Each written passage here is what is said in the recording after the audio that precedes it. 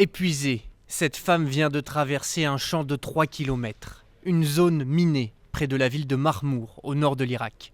Elle fuit la guerre, les bombardements et l'État islamique. Elle est très clairement éprouvée, parce qu'il a fallu faire vite. Il ne s'agit pas de se faire rattraper par les combattants islamistes. Dans cette série de clichés réalisés pour Paris Match, le photographe Frédéric Lafargue a voulu raconter l'histoire de ces sunnites qui tournent le dos à l'État islamique. Ces hommes, ces femmes et ces enfants viennent trouver refuge chez les combattants kurdes, même si certains d'entre eux ont servi l'organisation terroriste. On voit des suspects, potentiellement des militants de Daesh. On voit des populations menacées qui fuient cette terreur.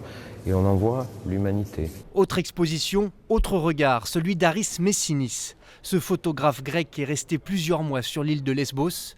Ces clichés, souvent rudes, donnent un visage à ceux qui ont tenté la traversée entre la Turquie et la Grèce. Des bateaux surchargés, des drames parfois évités de justesse et des corps gisant sur la plage. Quand on voit autant de personnes mourir et souffrir sous ses yeux, c'est exactement comme couvrir une zone de guerre. Après avoir couvert cette actualité, quelque chose a changé en moi.